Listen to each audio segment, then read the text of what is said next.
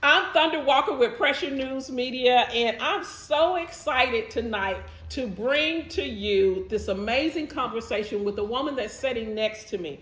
You know, we've gotten here on a way and on a whim of how do we manage this cannabis industry? And so much stuff has come up in the news just recently out of Oklahoma. So I wanted to sit down with Senator Connie Johnson to really take us back and find out why she did what she did and how she actually got 788 approved and where do we go from here. Thank you for having me. Oh, I'm so excited that you're here. I'm so excited you're here. You know, one of the things I want to ask you before you tell us about your journey is, when did you understand the plant? Let's start there. Okay, good one. I was 19 years old, and a freshman at the University of Pennsylvania. Okay. I had already been exposed to it, but not to the point of trying it. And so it was my 19th birthday. It was my first experience, and it was just an experience. It wasn't anything major. It was kind of funny. There was a birthday party that was being thrown for me in my dorm, and I walked in, and the birthday party cake, the cake said, "Happy birthday, bitch." Wow. And you know, today That's it's a strong. badge of honor, right? Hey, I got a whole pre-roll called That Bitch. I didn't know we were using that. Yes, come on, bring it to us. Yeah, you know, so I saw it, I laughed, Mm-hmm. I turned around and walked out. I don't know what happened to the cake. I don't know who had that bright idea, but that's what I recall about learning and first experiencing marijuana was as a 19-year-old. So, Oh, wow. yeah. And now, when you were 19, did you have any idea that you may wanted to get into politics? I did. Okay. It's where I also began the journey. I worked on the 18-year-old right to vote amendment as a part of West Philadelphia, which is in the heart of, University of Pennsylvania is in the heart of West Philadelphia. So I was able to go across the street, be in a community, predominantly black community, and work on issues that matter. And that was one that mattered. 18-year-olds did not have the right to vote at that point. They could go to the military, they could do all these things, but they could not vote. Wow. So we got that passed in 1971, but I also worked on the campaign of a guy who became state representative, Dave P. Richardson. So that's where I got my real footing as an independent grown person in politics, understanding that policy runs everything. And then I was blessed and privileged to come back to Oklahoma and begin work as a staff person writing policy for the state of Oklahoma. So this whole experience with cannabis spanned at least 25 years in terms of that, the weed, the process, the awareness growing in on me, but my also developing an understanding of the process that governs how policies like weed are enacted. I love that you're telling us that, because I can see that you started out very young at 19, getting exposed to it in your college dorm, but also having the foresight of saying, okay, I'm going to come back to my community and change some stuff. Okay, let me just clarify. Okay. We weren't smoking in the dorm. I just want to clarify. Well, I mean, hey, the statute of limitations has ran out. You're going to be fine wherever you were smoking. But I'm just saying, literally, you know, you knew what you wanted to do. And that's very, very special. But I didn't. Okay. I followed life. Life led me. A destiny led me to do what I did, to know what I knew for such a time as 2007. Okay. Right? And when I read that in Genesis 1 and 11, that God created this plant, every seed-bearing herb, and said it was good, I was done. There was nothing you could tell me that was going to stop me, the person who is very determined, from doing what I did.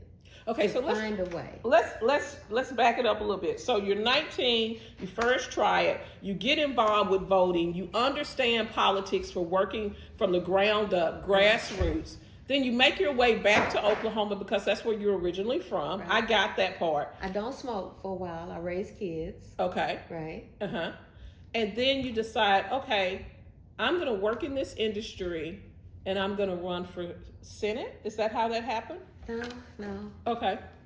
I saw the destruction that was going on around me in our community because of weed. Okay. People going to jail, life without parole for simple possession of marijuana. We had 52 people serving life without parole in Oklahoma. 52 people, like for selling or smoking or infraction. Because in the case of Larry Yarbrough, where we actually got off of that sentence, a doobie was planted in the cash register at his barbecue space in Kingfisher, Oklahoma. See, so wrongful convictions, prosecutorial misconduct, all of these factors were playing in on top of weed being illegal. Okay. Recognizing that, I was a part of a group that, worked with people returning from prison, and I knew firsthand their stories. But that was the biggest concern for me, is the criminalization. And so now, I just want to say, for me, it's exciting to walk in a store like yours and I'm not looking over my shoulder. I'm not paranoid. I love that. I love that. And you're absolutely right, because Oklahoma has, in my opinion, one of the best medical programs here in the United States. But that happened a lot because of your work. So walk us through how that happened. 788. Yes. Okay. So we had a Democratic majority legislature. Then it went Republican. Then it was tied. Then it went Republican. I didn't get a hearing in any of those settings. Okay. Finally got the hearing in 2012. How many times did you introduce the bill? 4. Were you the author or were you co-authoring? How does that work? I was the only name on the bill. Oh my God! By yourself? No one would sign on. I was by myself. Yes.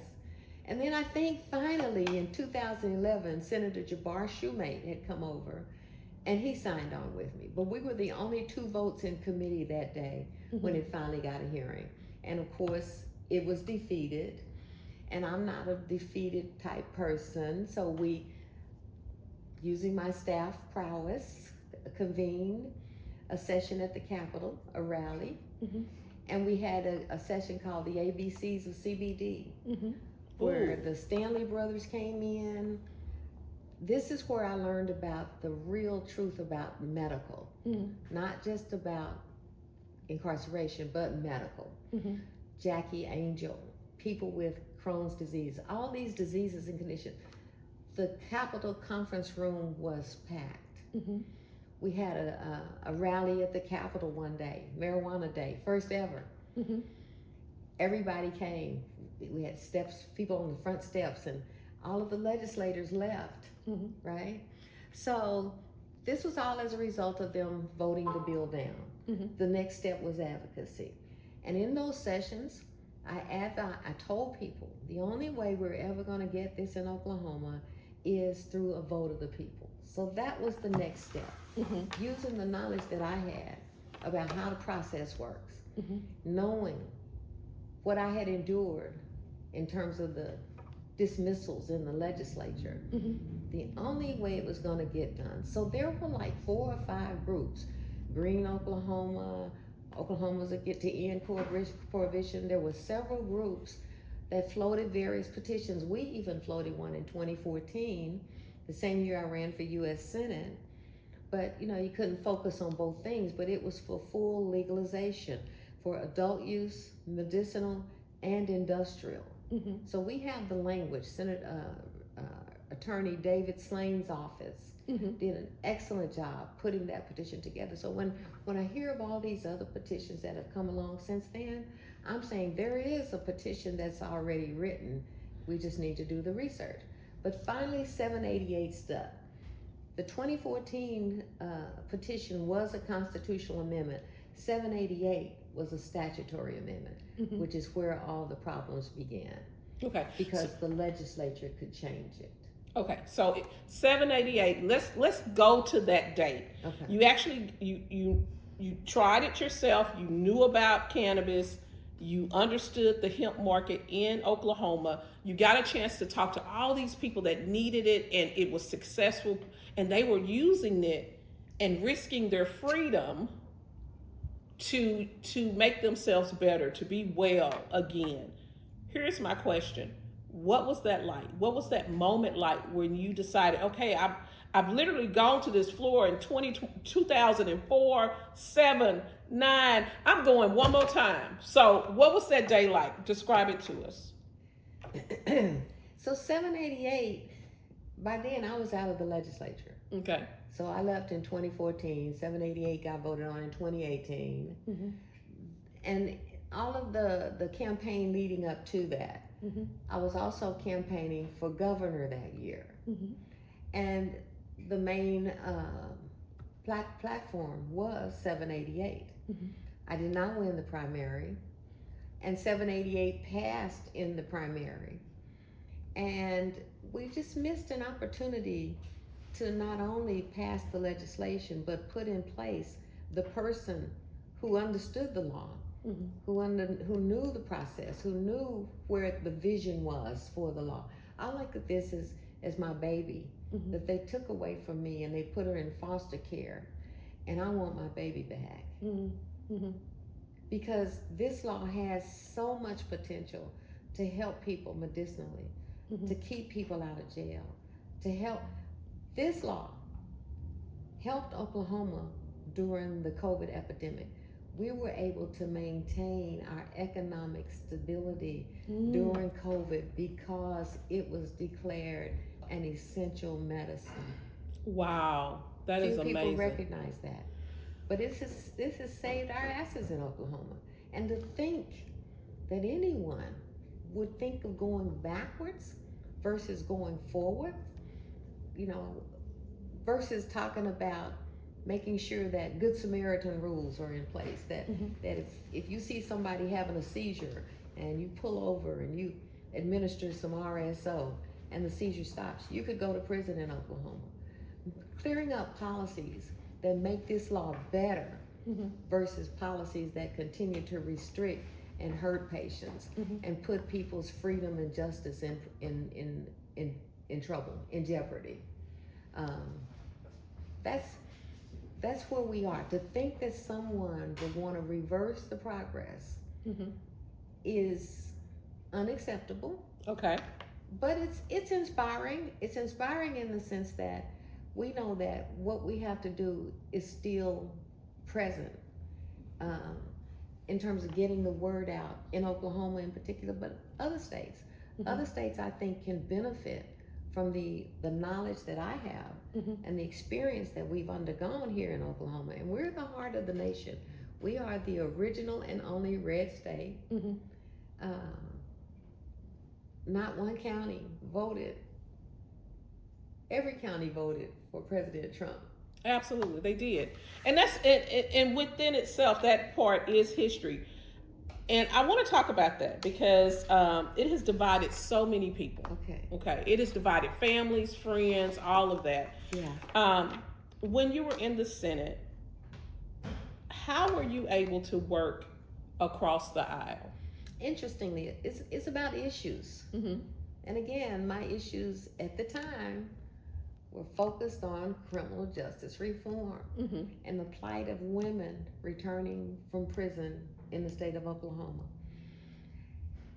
And that was I did all the educating. I went side to side, educating people. It was a part of my master's thesis at Langston University, rehab counseling. I hired a lady who had been in prison to be my executive assistant. We worked the issue of what women need coming back from prison. They need supported employment, supported housing, supported transportation, and counseling. I think this is huge that we need to talk about this because across the country, women are just as likely to go to prison for cannabis or for a small drug conviction, just like men. And most of the time, when you think of a prisoner of the drug, what was it called? This is your brain on drugs. That whole war. The war on drugs. The war on drugs.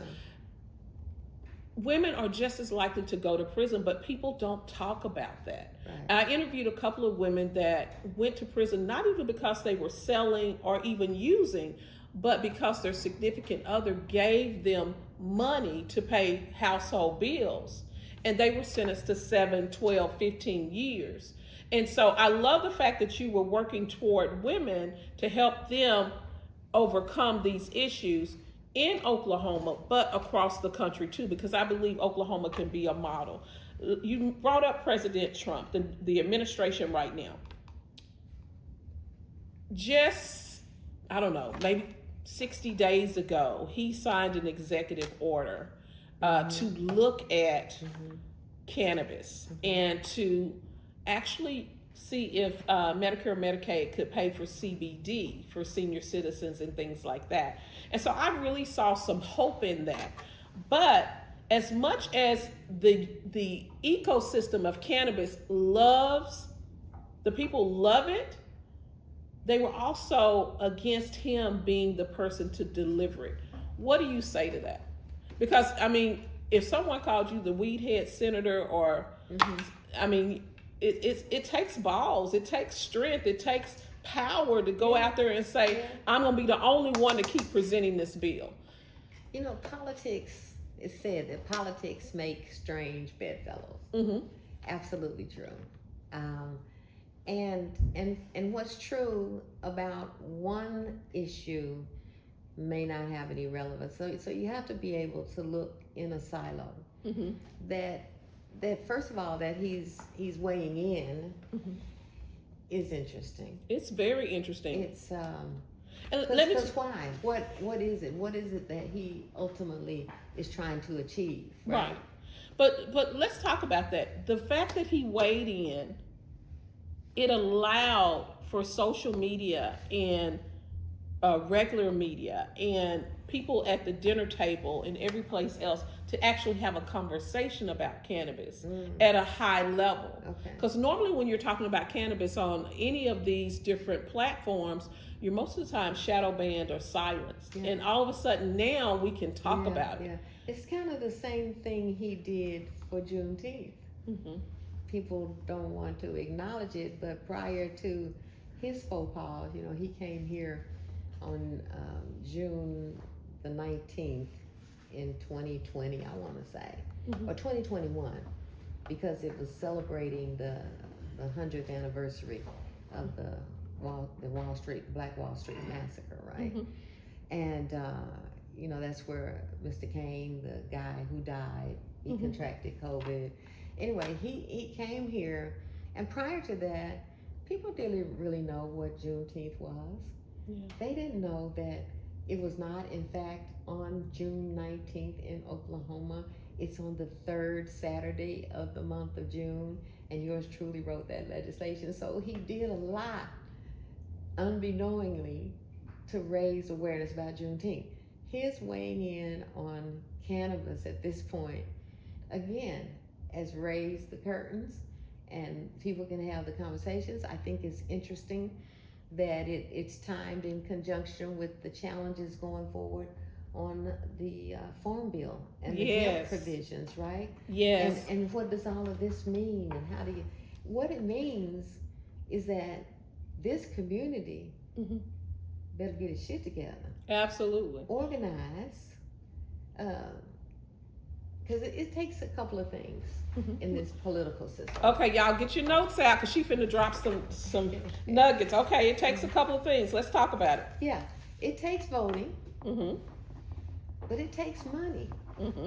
Money is used to control votes that control our livelihoods, our lives from birth to death, before and beyond, right? And so Mr. Trump is very keen on the money. Oh, he understands it. He understands money. And he understands, and I keep reminding people his background is real estate. Cannabis is born and raised on real estate. You cannot do it without real estate. Yeah. So he understands that part of it, whether he understands the plan or not. So. And where is the happy medium given what he understands and the needs of the community, and how do we get those front and center? And that's where that becomes the substance for organizing, right? You know, I told you we wanted to definitely talk about helping others, empower people through voter information, and actually giving strategies that guarantee that people vote. That's one piece of it. But I think we have to also be realistic about the amount of money that is at stake here. Right? It's a ton of money at stake. And hemp is 4 times that. Absolutely, absolutely. And I like the fact that you brought up the Farm Bill. I know that we were dealing with the government shutdown, and he, in my opinion, he kind of threw that up in the air. I'll give it to you, and then I'll look back at it in a year or so. I think that was very strategic. People thought, oh, you know, I'm from Texas, so a lot of people in Texas are like, oh my God, it's going to go away. It's going to go away. I don't see that as what's going to happen. I truly believe that it was like throwing the baton up in the air and giving him the ability to catch it, or someone to catch it, and keep hemp very much alive, because we have a whole year to decide how to deal with that Farm Bill. We got like 10 months. Well, 10 months. Yes. And yeah, but again, the opportunity is organizing, because it does come down to votes, right? But don't forget that there are some big interests who are putting money on provisions in that bill.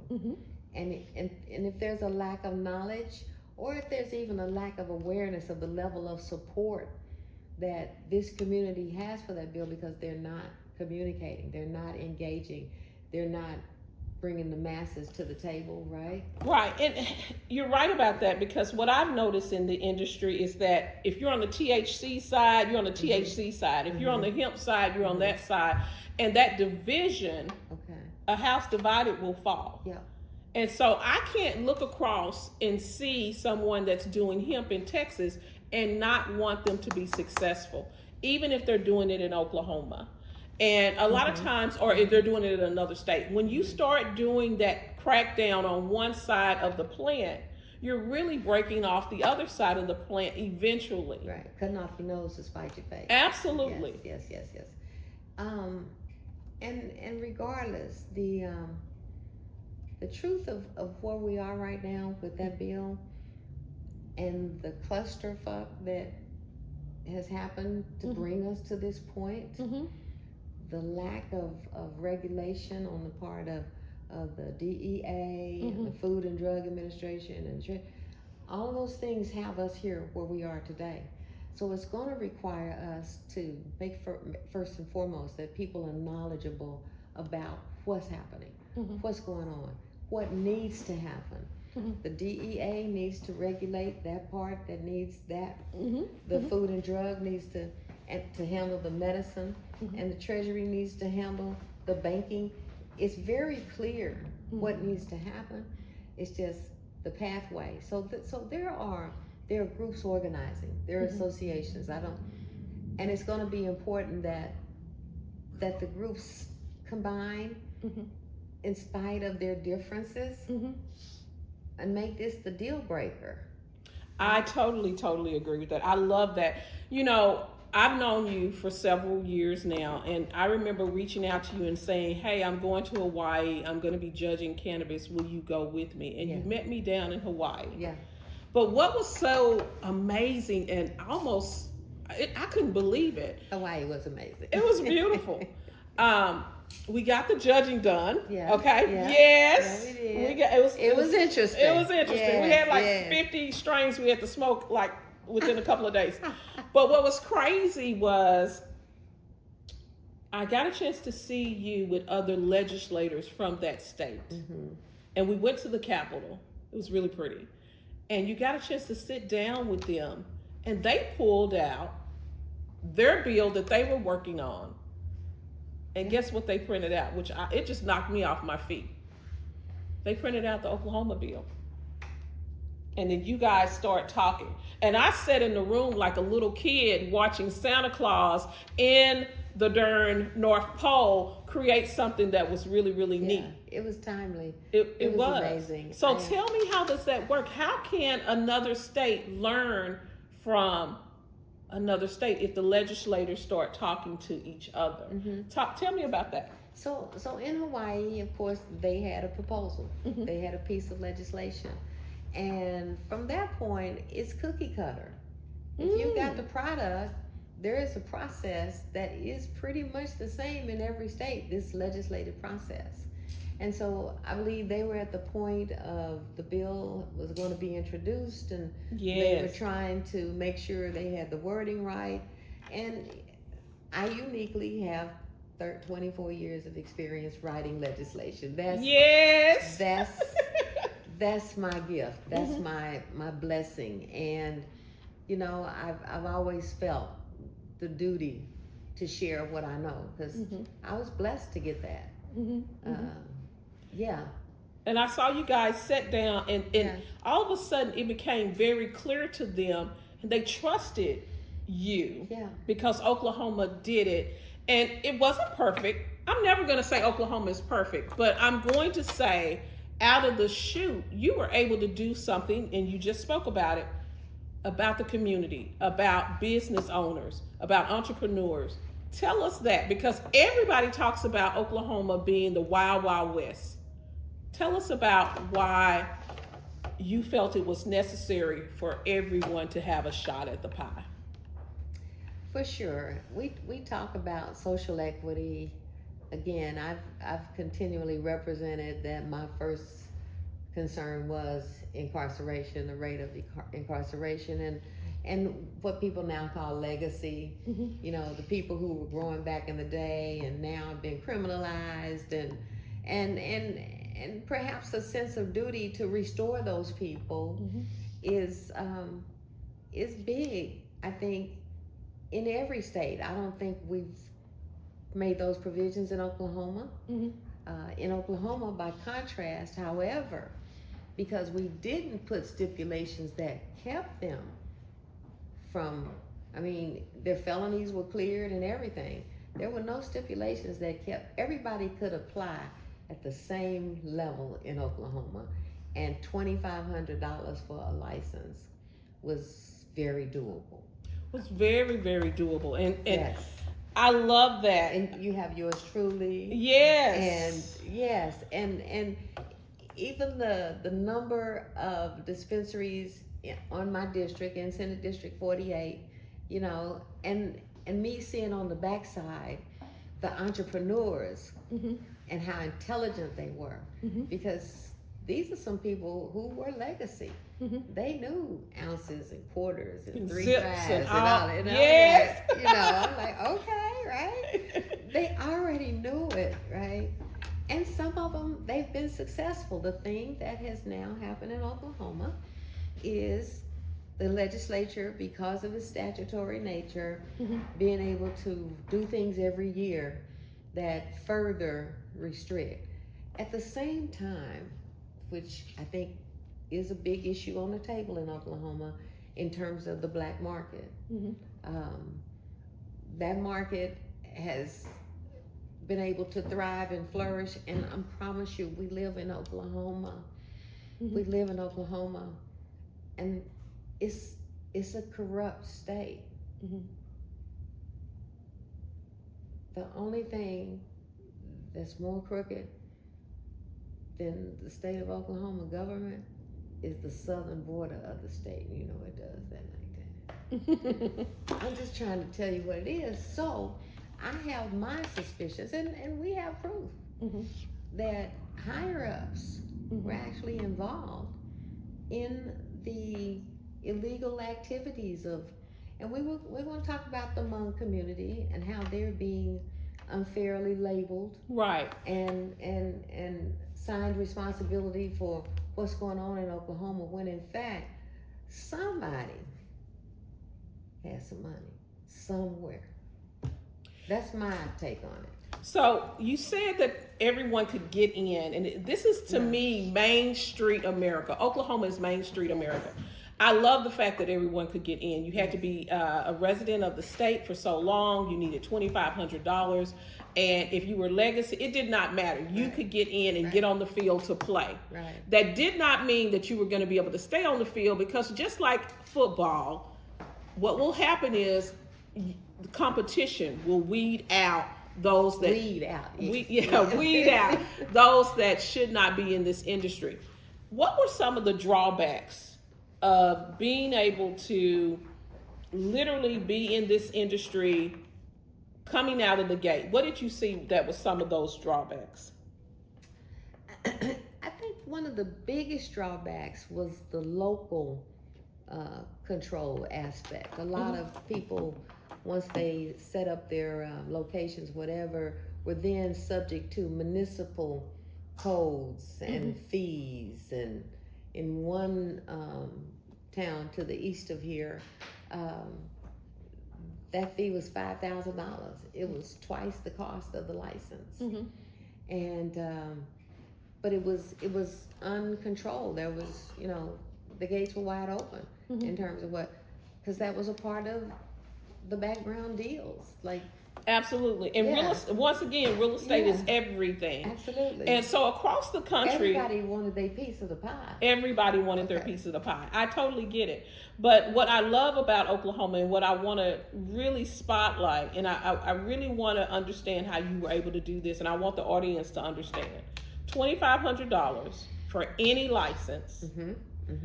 We got 5 or 6 categories. Yes. And you guys were able to move this through and get it passed. It went to the vote. They passed it. Right. At that point, what did you see as far as the benefit to the state? But also, when you put something out there, you're like, okay, now the person is doing it. It's like a baby walking, and the baby's taking his first steps. But you're saying, oh my God, the baby's taking his first steps. Let me make sure it has on the right shoes. Let me make sure that there's nothing to trip. Let me make sure. What did you see in this? Because now we're basically 10 years in almost. Did you recognize those potholes, those issues, some of those things that could happen? You're like, okay, we'll fix it as we go along, or you hope that people would fix it? Mind you, right out of the gate, it became a political football. Mind you, rules were to be promulgated by and approved by a legislature that would not act on this. It was the people who did it. So you have to keep that in mind. So the process for setting up the Oklahoma Medical Marijuana Authority became political. And who you knew and what they were told to do and how they controlled who got licenses when. That whole game kicked in. That's what I saw out the gate. That's what you saw out the gate. Okay. So looking back, hindsight is always 2020. Oklahoma is known for the Wild Wild West. We were also known for the most black market cannabis out there. But we actually had a lot of people get into this industry. Main Street America, entrepreneurs. Moms and pops. The patients that were able to see their health and have control over their wellness. Do you think it was a success? Yes. That's a good other perspective, apart from how the policy rolled out. The impact on the patients and the relief they got from opioids, from being disparaged in the pain clinic process and discriminated against. If you use marijuana, you couldn't use the pain clinics. That was a whole legislative policy arena that I helped write that ended up biting people who, so with that out of the way, the pain management stuff, you kind of don't hear that much about anymore, right? Right. The drugs and what have you. But where people are going forward still, seniors, it's more adult, elderly people walking around with cars than you really realize. And they're not about smoking. They are doing edibles. I was talking to a friend on the way over here.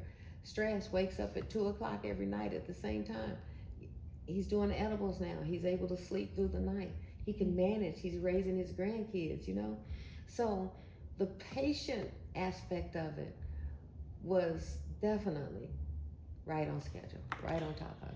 So, you know, for me, I really believe that we need to push for a national medical program, and I believe that Oklahoma could be that blueprint. There's something special written in the bills that states that when we get to that point, you got interstate commerce, all those types of things are kind of shaped as a stepping stone, I'm going to say, based off of Oklahoma's bill. What can you say to the administration that's here right now, because we got 3 more years with them, and the people that are thinking of the medical side of cannabis across the country? What can you say to them about what you've learned all this time about the medical marijuana program in Oklahoma? Listen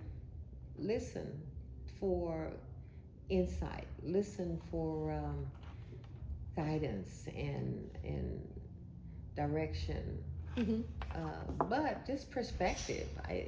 Again, you know, what happened governmentally with rolling out the rules and procedures, and what happened with patients, and what happened with people who are in the business. Those are all valid, known things, experiences that the feds, I believe, should listen to, and they should definitely listen to in a place like Oklahoma. We are the crossroads. Okay, perfect. Okay, tell me a little bit about what went wrong. Why do you feel that Governor Stitt is trying to put the toothpaste back in? Why do you feel that recreational did not pass? What does Oklahoma residents think right now of cannabis, and what is your legacy here? I think, again, there is the right language for a petition for a constitutional amendment. It's already been written. I stand by it. And to the extent that these previous proposals recently, first of all, were put out there without folks like you and me even having any input, right? Any advanced awareness, and all of a sudden we all supposed to jump on board because we don't know what's in it, right? When they could have been more inclusive, right? So I think that's the pitfall of where we are in Oklahoma as a community, as the cannabis community. Man, you have such a legacy. I really am so appreciative that you sat down with us. There's so much to unpack, guys. I get it. Oklahoma, what happens here, being a red state, we really have an impact on what may happen over the next couple of years. Keep in mind, Make America Healthy started here. And so I think that is something that we should really look at, as far as creating the head of the class type of behavior. Now, you're dealing with something about voting that I think is very special. There is a new book coming out. Let me say this first. Okay. Oklahoma is an agricultural state. Okay. We have land. Things grow well here. And we're talking about cannabis and industrial cannabis, but this whole thing of mushrooms and psilocybin and what the need for it, first and foremost, in terms of therapy and medicinal benefits, the same way that cannabis has helped people, it's the next level. Oklahoma has the topography, the climate, and everything suitable to be the mecca for that as well. Oh, yes. So we have a lot going on here, and we have a lot of talent. I appreciate you for being in this place, leading the charge. We have this moment waiting before us to make Oklahoma shine, to bring to the table what we know and how we know to do it. Absolutely. And so this book. But before we start there, I just want to add to what you just said. Okay. The one thing of coming to Oklahoma and learning about Oklahoma is that It is a melting pot of people. Yes. Now, you are of Cherokee descent? Choctaw. Choctaw descent. Choctaw descent. There's indigenous, there's Hmong community, there is a huge black community here. There is Appalachian. I mean, it's so many. Diverse. Yeah. It's so Yeah. diverse. Yeah. And so, if you haven't had a chance to visit Oklahoma, definitely put it on your bucket list because there's so many interesting things here. But let's talk about the book. My goodness, you know I have children. I had no idea. I mean, I remember the first time I voted, and it was for Gore. Okay, I'm just gonna tell you, the first time I voted was for Gore, Wow. and I remember sitting up and watching the election and what it all meant. But I didn't have this. This says a teen girl's historical guide to Oklahoma politics, and I see all these notes here. Tell us what it means and what this is about. We are sponsoring a women's march in Oklahoma City on Saturday, March 14th. And this book, written by Jackie Lynette Finley, is the fundraiser. It will be available on Amazon for purchase, but it goes into misnomers, misinformation that women and teen girls in particular are being fed about the political process. Mm-hmm. So we talk about some of them, what they are, and we also dispel them with facts and data that counter these notions that they would have girls believe, like that women can't think well enough to vote, that their husbands should do it for them, that women deserve to make less money doing the same job that a man is doing, that women don't have the right to regulate their reproductive systems, and so all of those things, those misnomers, are covered in this book. We talk about some pioneers, some trailblazers in the state of Oklahoma, but we talk about serious issues, the 5 issues facing Oklahoma women the most: incarceration, domestic violence, maternal morbidity and health, the economic wage gap, and the fact that our voting, we vote more than others do. We are 52% of the population, and we're wanting to now harness that power when it matters on issues like cannabis, like who the next DA is going to be. Absolutely. Right. Because as a woman, I truly believe that no matter if it's affecting me personally or if it's affecting my children, grandchildren, or the person that you love, literally it's still going to affect you, because we are the head of the house, not necessarily as far as financial and all of that always, but a lot of times we are the heart of the house.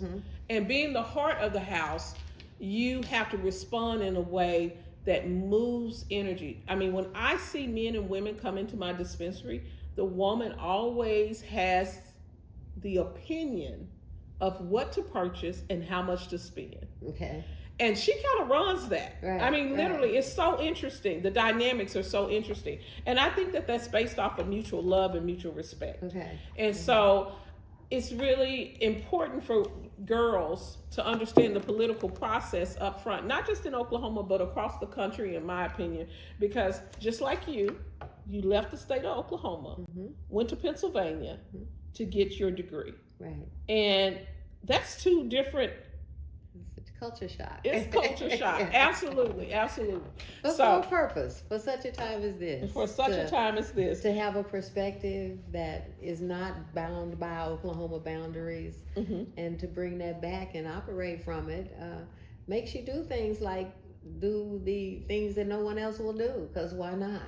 Absolutely. So I'm Thunder Walker with Pressure News Media, and we have been sitting here for over an hour talking to Senator Connie Johnson about 788, her history and advocacy, and all the things that she's doing. But I need you to tell us where we can find you. Yes, you can find me on LinkedIn under Connie Johnson, but my company that I founded it's a 501c3. It's called Advocacy Works. And my email address is yesadvocacyworks@gmail. But our website is yesadvocacyworks.com. Love that. Love that. advocacyworks.com. It works. It definitely Yes, works. it does. And, you know, as we push through these next days, weeks, months, and years, I think it's important for this industry to take a clear look at Oklahoma, because our programs and what you set up along with everyone else that helped throughout history of the cannabis industry has helped a lot of people, has helped a lot of people, and it's still helping this community today. So check it out, do your research. The only thing that I would love to change about this conversation is that we didn't have enough time to dig into education, but we will be back. Absolutely. And it's important to understand that if you're in this industry, check out Senator Connie Johnson, her story, and why Oklahoma can be the blueprint of a medical program throughout the country. I'm Thunder Walker with Pressure News Media. I will see you on the other side.